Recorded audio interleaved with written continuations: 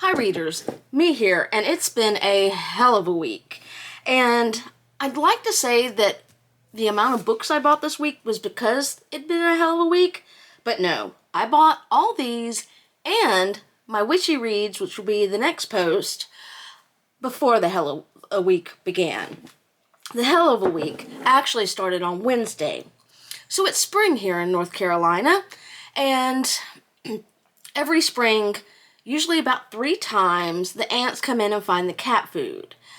And Wednesday morning, 5:30, I go out, and it's an ant invasion number 3. There's a line across my entire kitchen, and the ants are swarming the cat food bowl. And like I said, it's 5:30 in the morning. However, I found a quick kill for the ants. It at least kills them. It doesn't keep them from coming back, but it kills them instantly. And that is Dawn Power Wash. If you've used it, it comes in a spray bottle. I love it for dishes, and I love it because it kills the ants instantly. So I power wash my entire floor, and then I go to make myself a cup of coffee. And no. And this is only my fault. I have not descaled my Keurig ever since I bought it. I guess I had just forgotten and taken it for granted. And now it is undescalable. It has been since Wednesday. It won't even run a whole cup of vinegar through the thing. So I had to order a new one, and I did on Wednesday. Luckily, I have a backup Keurig. It's just a 1-cup maker, which I made this with. And I went out in my car to get that. And that was a lot for a Wednesday morning at 5:30. Thursday, had to take my cat to a vet. That's almost always traumatic for both he and I. And poor thing, he gets a sedative before he goes. It makes him act a little drunk. He accidentally pooped on the floor at the vet's, and that made him embarrassed and mad. So yeah, we were both exhausted by the time we got home. Then, on Friday, I get to work, and we have these little, I call them clickers, that gives you a token to put in to log into your email. And without that, you cannot log into your email. I clicked. That too had died. I don't know, maybe we got an EMP and I didn't know it. Anywho, so then I turn to work, at work, I turn to the work Keurig, and it says add water, so I add water. Still says add water. Still says add water. And I'm like, oh my God, I'm going to go Daenerys Targaryen up in here. I was able to fix it. Anywho, so back to books. I am extremely susceptible to other people's recommendations. And one of the people that I follow on YouTube is Greg at Supposedly Fun. If you've not watched his channel, I highly recommend it. But last weekend, I was watching him, and he was talking about the pressure, really, that we put on ourselves for, our own goals. Like, if I have a goal to read X amount of books, I put extreme pressure on myself for that, and he was talking about his own pressures. So anyway, he decided he was going to read some, I guess he called them Cinnabon books, which is kind of like comfy reads. And he mentioned one he was reading and talked about 2 others by the same author. The author is Allison Cochrun, and I bought all 3. First one is The Charm Offensive. I think this might have been the one he was reading. Find my glasses. The Charm Offensive. It's a dating show. I love books based on reality shows. Dev Deshpande has always believed in fairy tales, so it's no wonder that he spent his career crafting them on the long-running reality dating show Ever After. As the most successful producer in the franchise's history, Dev always scripts the perfect love story for his contestants, even as his own love life crashes and burns. But then the show casts disgraced tech wonderkind Charlie Winshaw as its star. Charlie's far from the romantic Prince Charming Ever After expects. He doesn't believe in true love and agreed to appear on the show only as a last-ditch effort to rehabilitate his image. In front of the cameras, he's a stiff, anxious mess with no idea how to date 20 women on national television. As Deb fights to get Charlie to connect with the contestants on a Whirlwind Worldwide tour, that's a tongue twister, they begin to open up to each other, and Charlie realizes he has better chemistry with Deb than with his co-stars. But even reality TV has a script, and in order to find their way to happily ever after, they'll have to reconsider whose love story gets told and why. I might read this soon after Witchy Month. Like I said, I love a dating show book.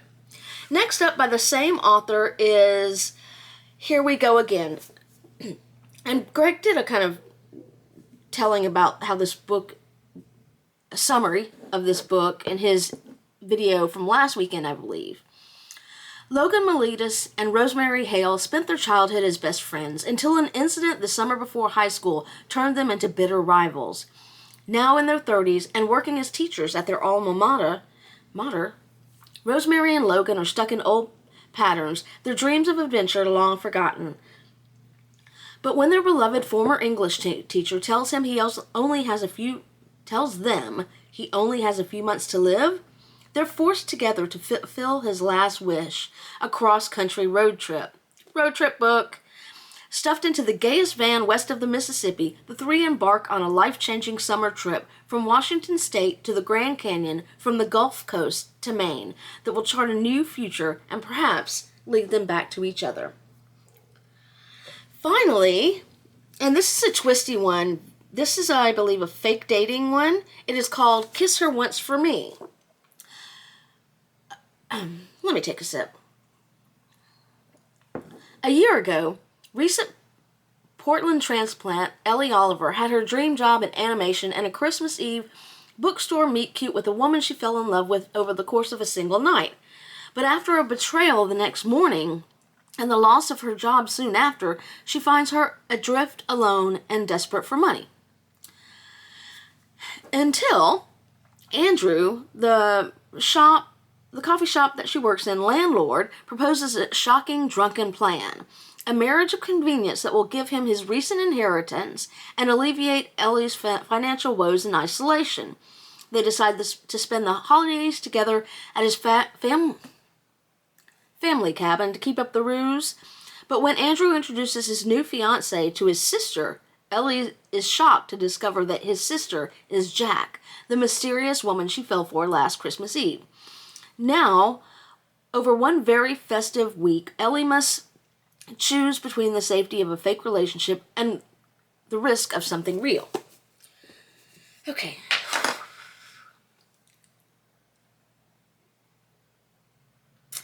So next up is a book, I guess we're going along the sapphic vein now. This is a book I had pre-ordered and I have been waiting for it. It is A Sweet Sting of Salt by Rose Sutherland. From what I gather, first of all, isn't that cover awesome?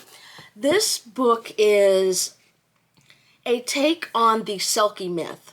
If you don't know what that is, I'm going to bastardize it for you. And that is,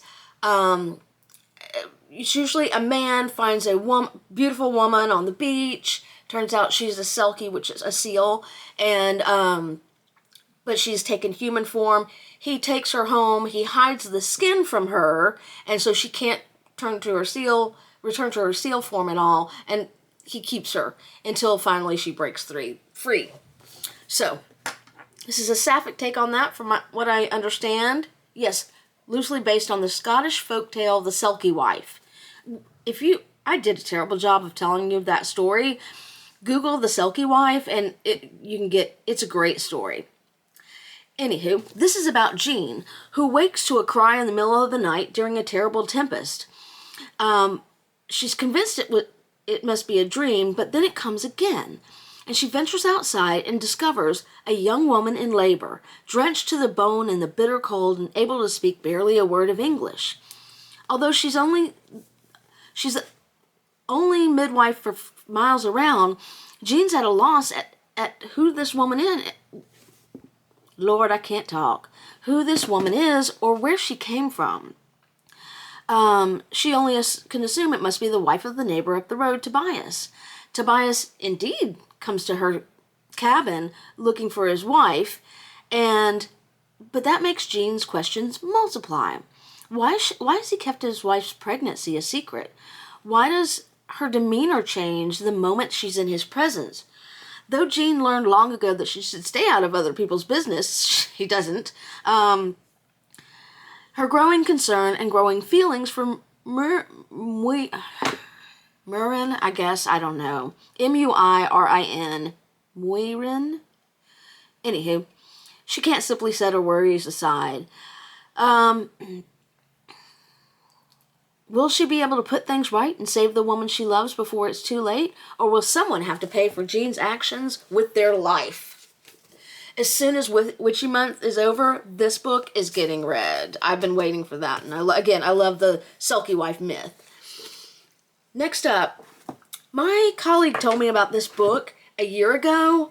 And so Shawn Warner, who is the author of Lee Howard and the Ghost of Simmons-Pierce Manor, was at a grocery store selling copies of his book, and a TikToker came by, got a signed copy, and promoted it, and it became like a bestseller. Shawn Warner is a veteran, and I did not pick this up last year because other books came along. But I just saw that someone bought the movie rights for this book. And so I do like to support veterans, and so I picked it up. In this seems like a middle grade fiction book. Lee's life has been ripped apart. Orphaned, she goes to live with incredibly wealthy relatives she never knew she had. Struggling to fit into her new world, she can't let go of her grief. When the police tell her the investigation into her parents' murder has hit a brick wall, she knows the only way she will ever know peace is to solve the mystery herself.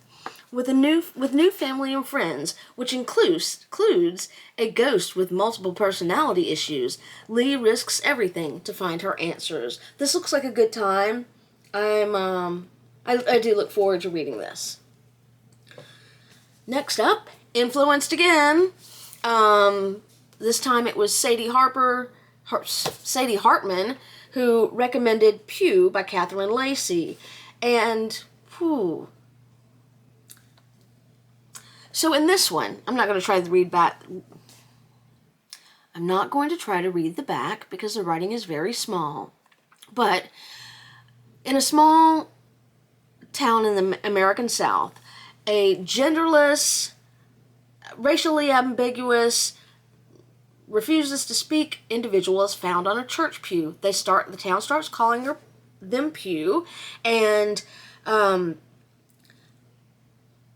they get passed around to each family to take care of, but then they start making other people nervous.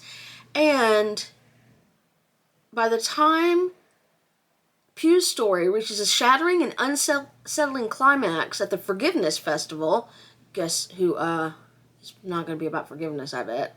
The secret of who they really are, a devil or an angel or something else entirely, is dwarfed by even larger truths. I forgot what she comped this to, but Sadie said it was a wow book, and I'm looking forward to it. Another book that I was influenced to buy, I was on the Patreon in Mother Horror's group, and this was a new release this week. It is Grey Dog by Elliot Gish, and another follower said this is like a horror Anne of Green Gables. I'm about it. This almost could fit into Witchy Month. You'll see why.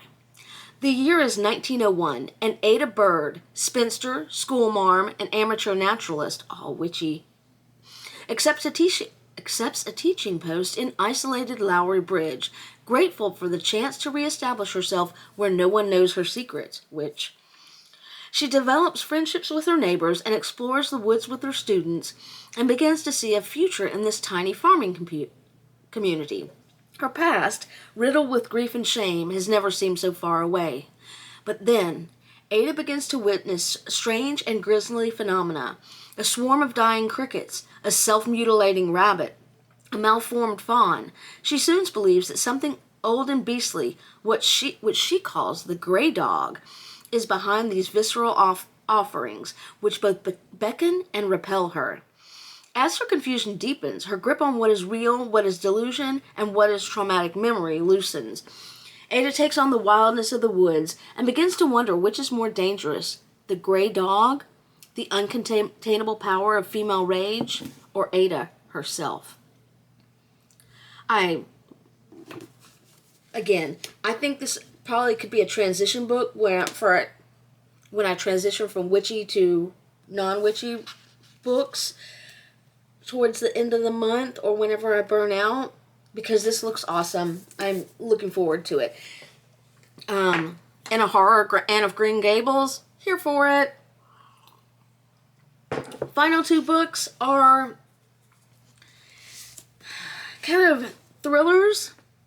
The first one is She's Not Sorry by Mary Kubica, and I will probably read this shortly after Witchy Month ends. Megan Michaels is trying to find a balance between being a single mom to a teenage daughter and working as a full-time nurse.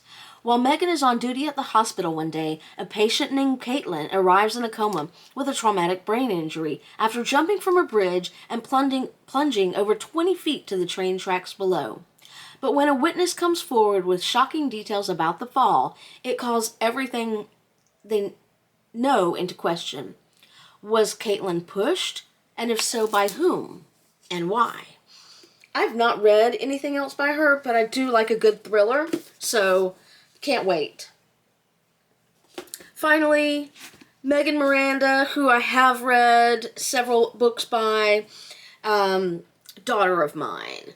In this one, a woman inherits her father's house and goes back home, and then there's a drought. And the water level in the lake starts dropping and dropping and dropping and revealing long hidden secrets. Soon, Hazel finds evidence that may finally explain what happened to her mother, who disappeared when she was a teenager, taking the family's savings with her. But unearthing these mysteries could set Hazel on a dangerous search to uncover the truth buried at the heart of her hometown and maybe even her family. I've kind of butchered that. Anywho, that is not everything I bought this week. That is a partial. The next video will be the witchy books that I bought for Witchy Month, and they're far fewer than I thought there would be. That's it for me. I hope you have a great week in reading, and I hope you don't have a hell of a week like I did last week. Happy reading!